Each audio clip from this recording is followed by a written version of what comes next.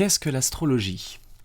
Alors, c'est une question qui a l'air un petit peu banale, un peu anodine comme ça, parce que je pense que tout le monde se fait une idée de ce qu'est l'astrologie, évidemment. On a tous lu au moins une fois dans notre vie notre horoscope, on connaît tous notre signe du zodiaque, même pour la plupart d'entre nous, on connaît notre signe lunaire ou notre ascendant, ou d'autres fantaisies. Mais l'astrologie, en fait, ne se résume d'abord pas à ça, premièrement, mais surtout l'astrologie, ça n'est pas ça. Aujourd'hui, nous avons une vision qui est très simplifiée de ce qu'était l'astrologie au premier temps, et je pense que pour comprendre ce qu'est l'astrologie, il faut remonter un petit peu en arrière déjà, premièrement, dans notre histoire d'humain, dans l'histoire, même pas de nos civilisations, mais bien de notre espèce, pour comprendre, et puis ensuite essayer de réinverser la vision qu'on a de l'astrologie pour essayer de comprendre normalement le fonctionnement qui devrait être le sien.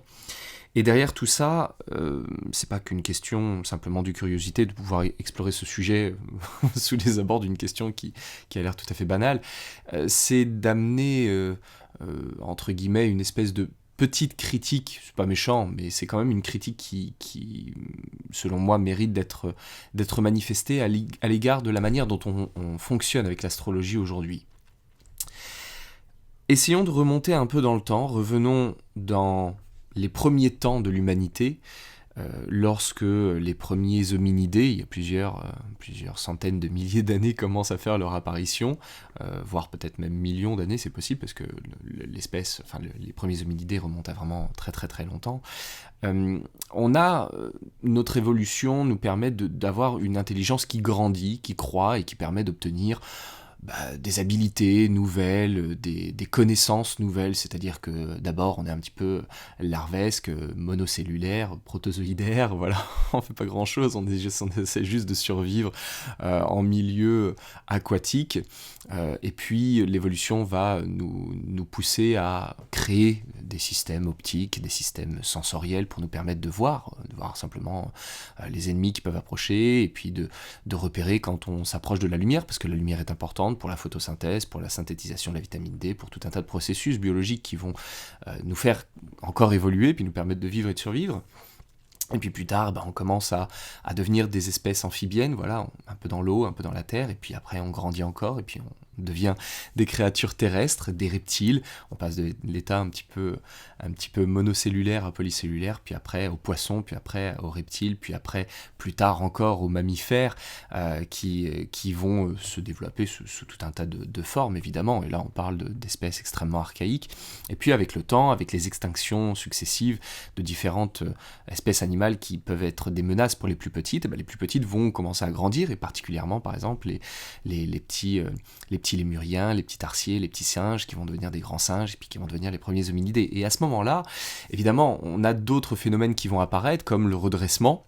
On va passer de 4 pattes à 2 pieds, et puis on va avoir la forme du visage et puis la position du cou qui vont changer, qui vont permettre la phonation, et puis on va dans le même temps créer du coup des langages, et en parallèle on va créer des outils, et puis on va commencer à avoir du coup des facultés cognitives qui vont évoluer en même temps que l'espèce évolue, en même temps que les besoins évoluent, et en même temps que le mode de vie va changer aussi, puisque lorsque vous êtes une toute petite créature de quelques centimètres, finalement, vous êtes plus difficile à repérer de la part des prédateurs. Lorsque vous devenez un grand singe, les prédateurs, que ce soit des loups, des tigres, des lions, d'un coup, on est plus facile à repérer. Donc ça va nécessiter de nouvelles connaissances, de nouvelles observations, et à ce moment-là, l'humain va développer des capacités, des facultés d'intelligence qui vont lui permettre d'observer autour de lui, de faire attention, d'anticiper, et ça c'est une grande nouvelle, l'anticipation, qui est quelque chose que n'ont pas tous les animaux. En réalité, c'est quelque chose qui est assez rare dans le domaine animal, l'anticipation. Alors l'anticipation, ça n'est pas comme un réflexe, ce n'est pas comme un réflexe de Pavlov, c'est-à-dire que ce n'est pas un conditionnement, c'est simplement l'expérience nous a amené qu'à telle cause égale telle conséquence, ça c'est un réflexe de Pavlov, mais l'anticipation, c'est si je fais ça, voici ce qui va se passer. Ça n'est pas lorsqu'il se passe telle chose, j'ai envie de faire telle chose. Vous voyez, c'est pas tout à fait la même chose. Et en fait, lorsque on obtient cette faculté d'anticipation, à ce moment-là, il y a quelque chose qui se crée en nous, qui est une espèce de scission entre l'endroit où on est et l'endroit où on n'est pas encore, mais où on pourrait être, où on pourrait aller, si on menait une action, ou si on allait à un endroit. Et l'une des spécificités des hominidés et de quelques rares espèces animales, c'est cette faculté justement à avoir l'anticipation, et qui va faire la différence entre ce qui est et ce qui n'est pas. Et par exemple, quand vous prenez même vos animaux domestiques, vos chiens ou vos chats, ils n'ont pas la faculté de montrer qu'ils ne comprennent pas quelque chose. C'est-à-dire qu'un animal ne va pas avoir la possibilité de dire « je ne comprends pas ». Il va essayer de comprendre, ou il ne va pas réagir. Mais il ne va pas avoir la réaction de « je ne comprends pas ». C'est-à-dire que, contrairement aux hominidés et aux humains, évidemment, nous, notre espèce, nous avons, nous, une faculté qui est la faculté de l'entendement et, en quelque sorte, du non-entendement. C'est-à-dire, on est conscient de notre non-entendement. Le moment où on ne comprend pas quelque chose, on est capable de dire « non, j'ai pas compris ». Ça veut dire que on sait que normalement, il aurait dû se produire quelque chose qui devait nous insérer dans l'esprit une nouvelle donnée. Et quand on voit qu'il n'y a pas cette nouvelle donnée, on comprend qu'on n'a pas compris. Et ça, c'est quelque chose d'assez extraordinaire, parce qu'à partir de là, on va comprendre qu'il y a une division dans notre temps. Il y a non seulement ce qui est, et il y a l'anticipation, donc on a une projection sur l'avenir, mais en plus, on a une vision, cette fois-ci, de quelque chose qui est assez inédit dans l'univers animal, qui n'existe à mon sens pas réellement ailleurs que dans le genre humain.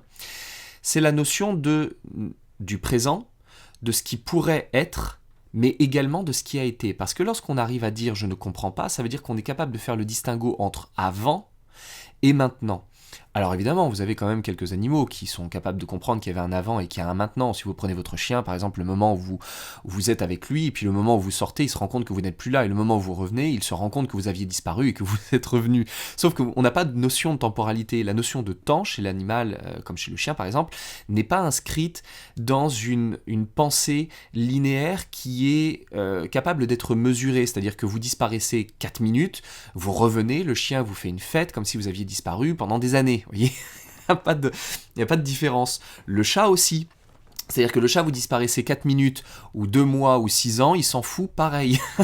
Donc, si vous voulez, nous, on a cette notion de temporalité qu'il va manquer à ces animaux-là. Et même, par exemple, si vous prenez les éléphants, sur lesquels on a beaucoup projeté la croyance d'une compréhension du phénomène de mort et d'avoir d'éventuels rites funéraires, parce que là on parle de ça, c'est-à-dire qu'une créature qui a des rites funéraires, c'est une créature qui a compris la notion de temporalité, et en réalité les rites funéraires n'existent, je pense, ne pas dire de bêtises, n'existent pas dans le règne animal. C'est vraiment l'une des grandes spécificités du genre humain, c'est que nous avons des rites funéraires, nous enterrons les gens, nous les vénérons, nous les prions, nous retournons les voir, nous croyons en une vie après la mort, qui sont des choses... Alors peut-être qu'il y a des animaux qui croient en la vie après la mort, on ne sait pas, on ne parle pas leur langage, donc on ne peut pas savoir, mais je pense que jusqu'à présent, on n'a pas besoin de prendre grand risque en disant que c'est très certainement pas le cas. Et même chez les éléphants que je mentionnais, les éléphants n'ont pas de rite funéraire.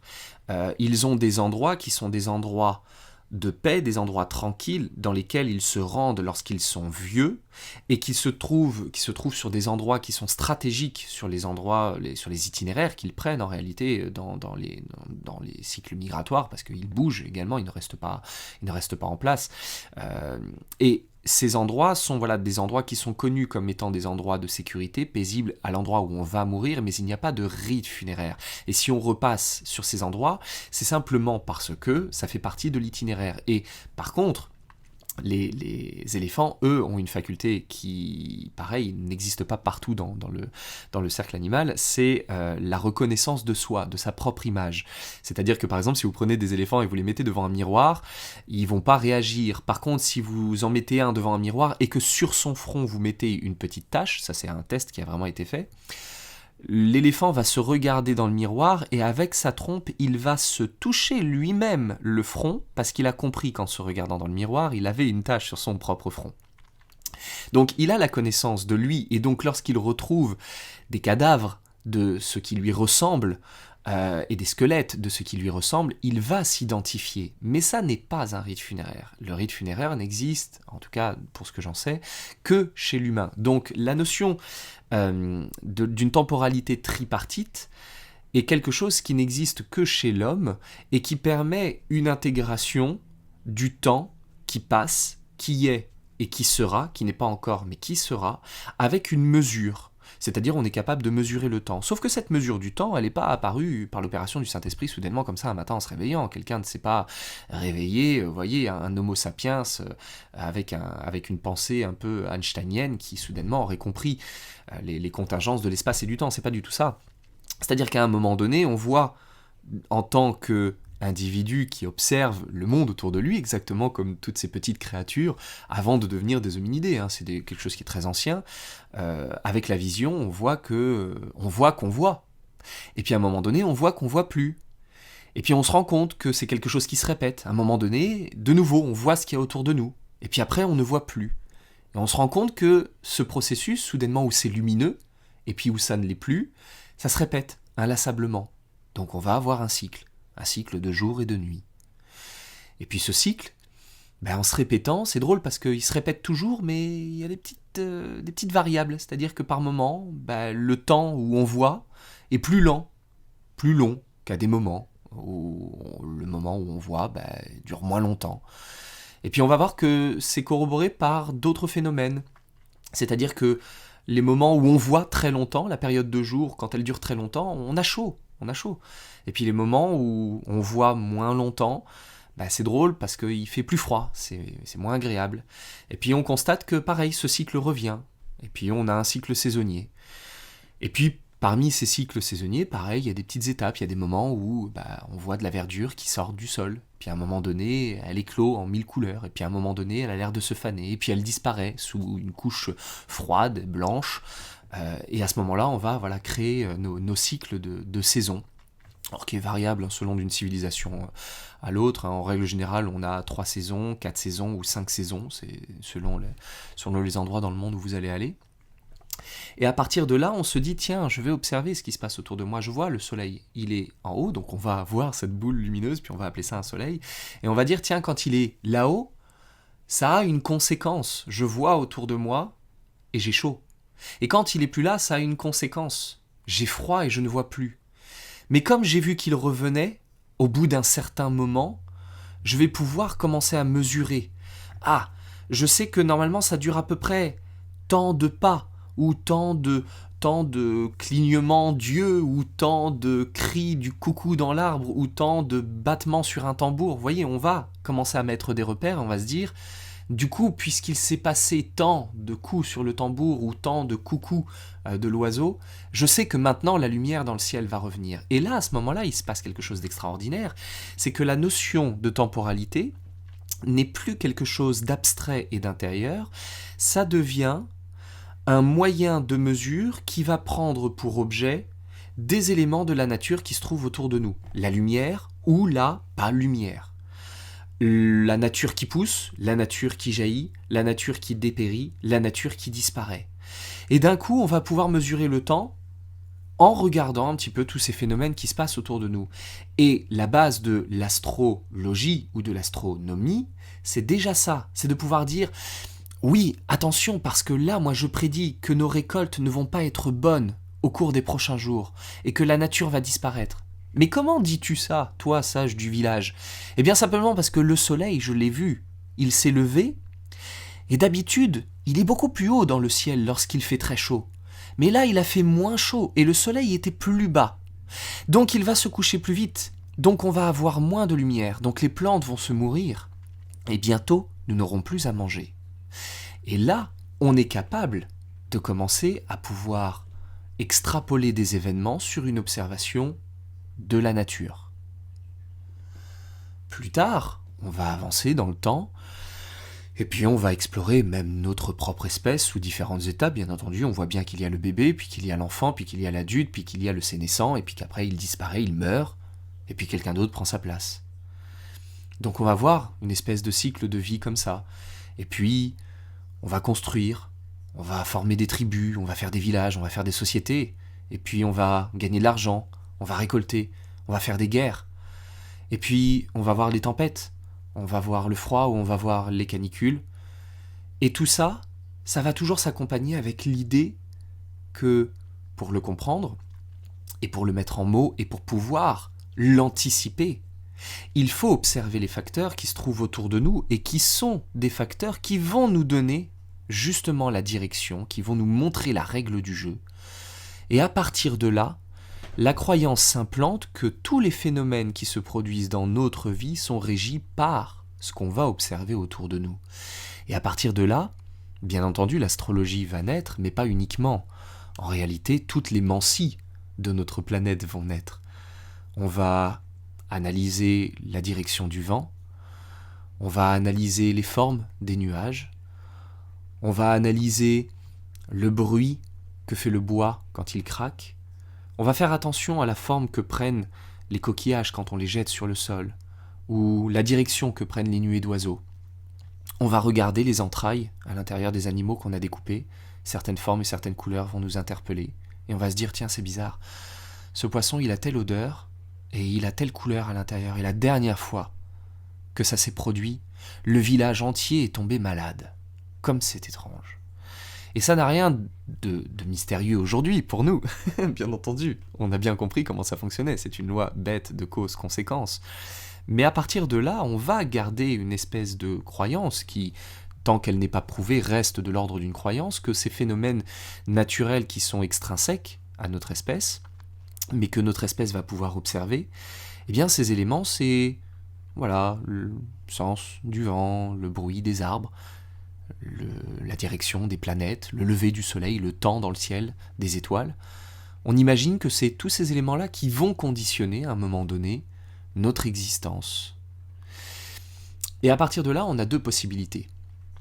La première possibilité, c'est celle de croire en une force céleste, en une force divine, en une espèce de transcendance qui ferait que, soudainement, ce qui se passe en haut influe ce qui se passe en bas, et que ce qui se passe en bas ne peut pas se faire sans l'aval de ce qui se passe en haut. Et c'est sous cette vision-là que vont naître d'ailleurs les religions, les croyances qu'il faille prier. Il faut prier les dieux, les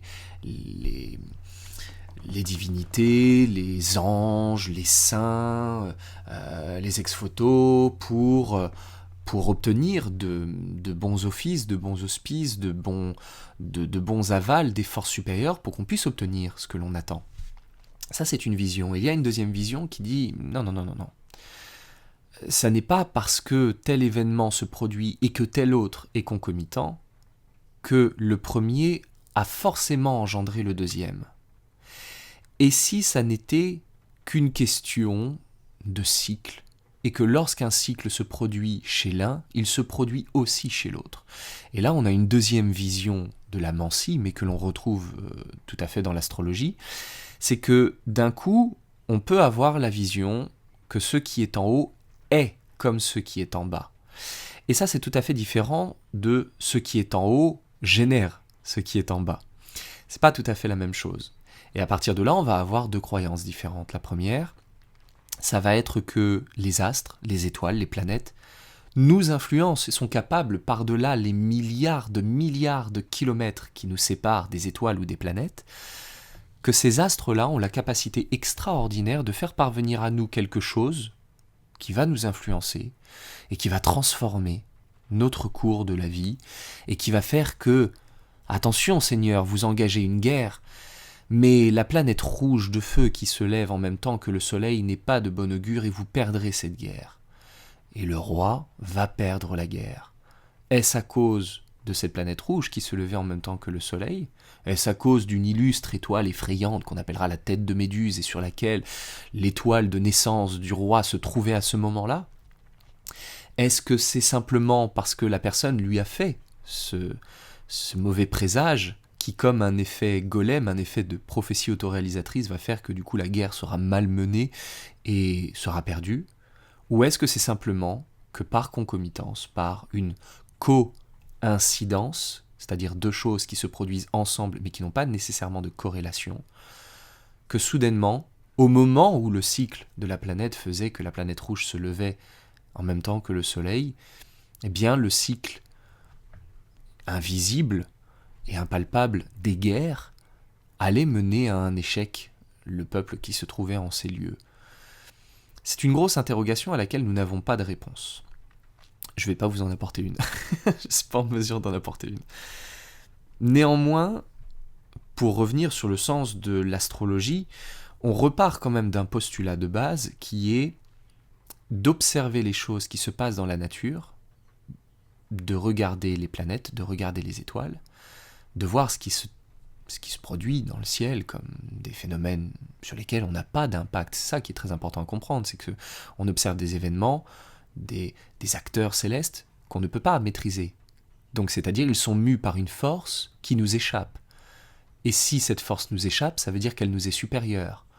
Or, l'humain a depuis très longtemps considéré qu'il était l'espèce dominante, l'espèce supérieure, à tort ou à raison, très certainement plus à tort qu'à raison, surtout quand on voit la faculté par exemple avec laquelle un simple virus microscopique et invisible à l'œil nu est capable de décimer notre population. Mais nous avons cru, et nous croyons encore, à l'intérieur de notre inconscient collectif et de nos gènes, nous sommes persuadés quelque part que notre espèce est la plus grande et la plus forte, et que donc, s'il existe quelque chose qui dirige des forces que nous ne maîtrisons pas, ça veut dire que c'est quelque chose qui est plus fort que nous, et ça veut dire que c'est quelque chose qui est plus fort que tout. Et à partir de là, il n'y a qu'un Dieu qui est capable de faire ça. Et donc, au moment où nous observons voilà, le ciel et que nous voyons ces éléments qui sont mus par une force qui nous dépasse, à ce moment-là, on va se dire « Tiens, ça me dépasse, c'est plus fort, et quand ça se produit, je vis tel événement, ça veut donc dire que les deux sont liés, et je peux à ce moment-là anticiper, c'est-à-dire que la prochaine fois que je verrai cette chose se produire, il faudra que je fasse attention à cet événement qui va m'arriver. » Cause, conséquence ou pure coïncidence, ça n'a aucune importance. Ce qui est important, c'est juste que l'on part sur une pratique astrologique ou astronomique d'un pur empirisme. Mais il faut comprendre que l'astrologie et l'astronomie ne faisaient qu'un aux origines. C'était une observation qui menait à une loi de conséquence. Et plus tard, ça s'est divisé en deux, où nous avons eu d'un côté le scientisme, voilà, qui voulait ne garder qu'une pensée pragmatique et logique et rationnelle, et qui pour elle n'était absolument pas encline à mélanger de la divination avec une observation, ce qui est complètement idiot au demeurant, puisque la science est capable de pouvoir anticiper en observant, mais elle n'a pas eu l'idée, merci Colbert, elle n'a pas eu l'idée d'observer plus attentivement ce qui se passe dans le ciel pour en obtenir une loi de cause-conséquence.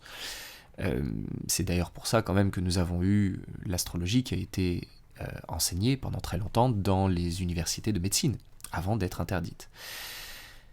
Ce qui se passe à ce moment-là, c'est que on part d'un postulat qui est le ciel nous montre la direction, et lorsque le ciel décide, nous nous inclinons. Ce qui fait qu'il nous suffit d'observer pour comprendre ce qui se passe. Aujourd'hui, faisons un bond dans le temps et venons à nos jours. Aujourd'hui, l'astrologie, disons-le franchement, marche complètement sur la tête.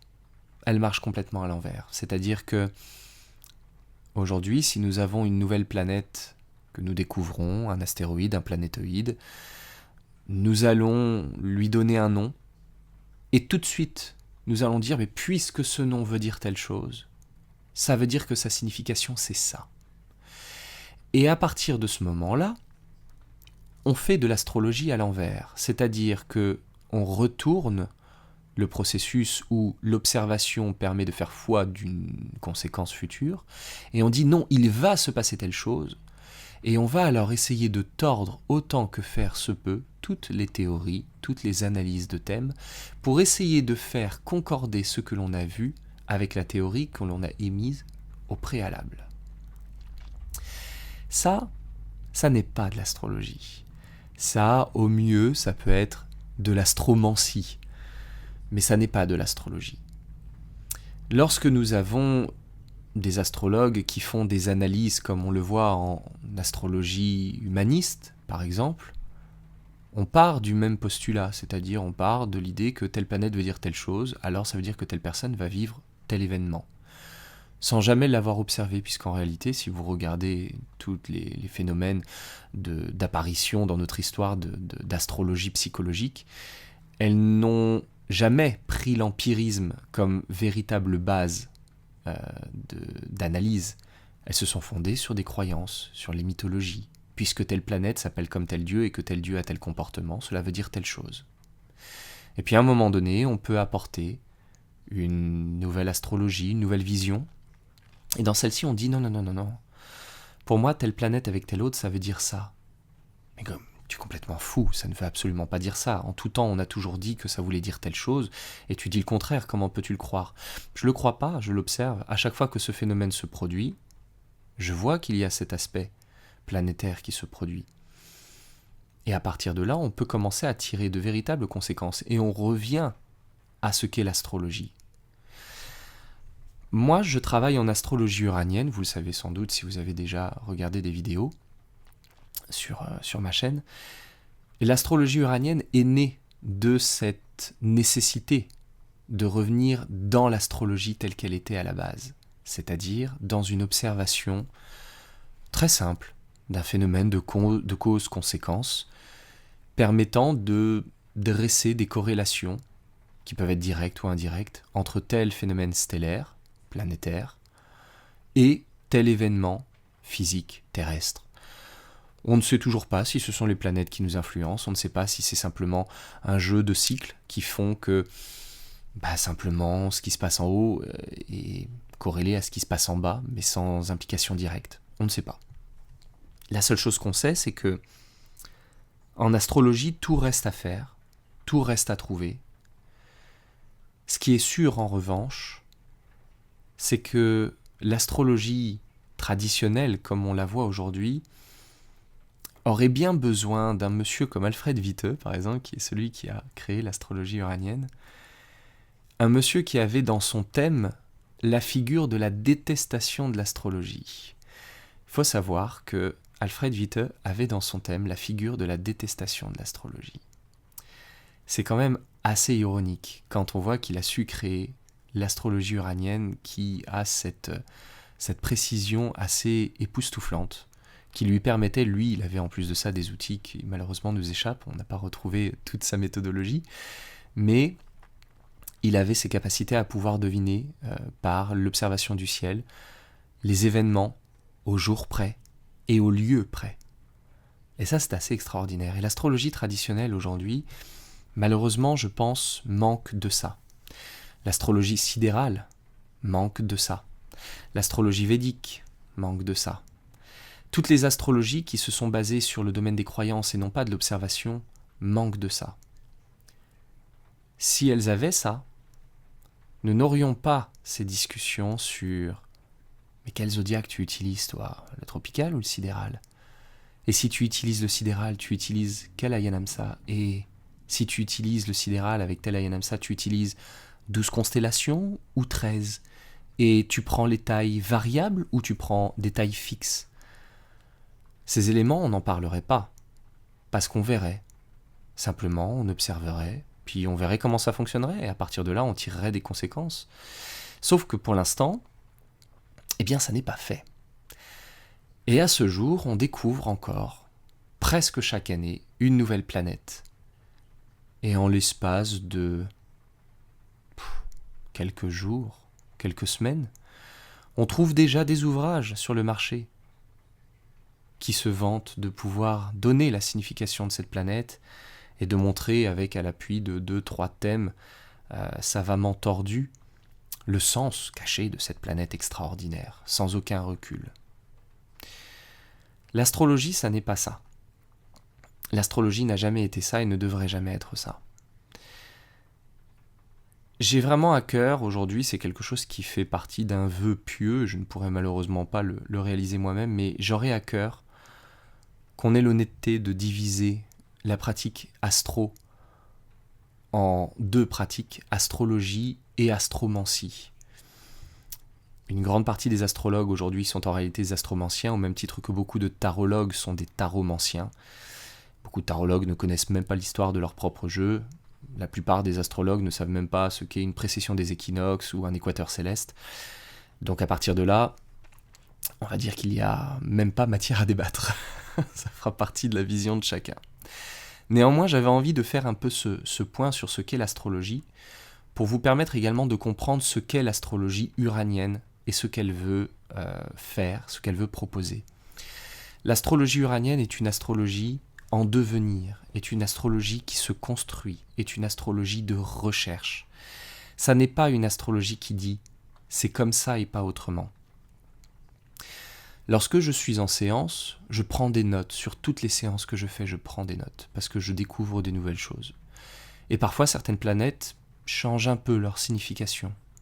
Il y a des éléments où on voit que ça colle pas. On voit que même les astrologues uraniens, sur certains points, n'ont pas été très précis, sont un peu plantés sur certaines choses, un peu fourvoyés dans des croyances. Mais là où je veux surtout en venir, c'est que ce qu'on appelle l'astrologie uranienne, en fait, ne devrait être à l'origine qu'une invitation à remettre à sa place l'astrologie pour ce qu'elle est vraiment, une recherche. Et si vous êtes astrologue, j'espère que vous aurez, vous aussi, le courage et l'envie et la passion de vous lancer dans la pratique astrologique comme étant une merveilleuse découverte, celle des historiens, celle des archéologues, celle du scientifique qui va regarder avec un œil attentif en se disant « Tiens, il s'est passé tel événement, les planètes étaient dans cette figure, est-ce que cela voudrait dire que les deux ont un lien ? Revenons sur tous les événements de l'histoire qui ont vu ce même événement se produire pour voir si cette même configuration revient, et revenons dans le temps, à chaque fois que cette configuration s'est produite, pour voir les événements qui se sont réalisés. » J'espère que vous aurez l'envie de faire ça, et j'espère que vous aurez l'envie de voir l'astrologie non plus comme étant une science des prophètes ou des sibylles aux messages étranges et aux messages ambigus dans lesquels on peut tout entendre, tout et son contraire. J'espère que vous aurez le plaisir et la joie de simplement de vous y essayer, à devenir une espèce de chercheur, de monter vos lunettes au bout de votre nez et puis d'aller farfouiller dans les thèmes du passé pour retrouver peut-être simplement une cohérence sur une planète ou un aspect ou un signe sur lequel vous pourrez dire « Ah, maintenant, peut-être que je ne sais pas tout sur cette configuration, sur cette planète ou sur ce signe, mais par contre ça, c'est sûr. »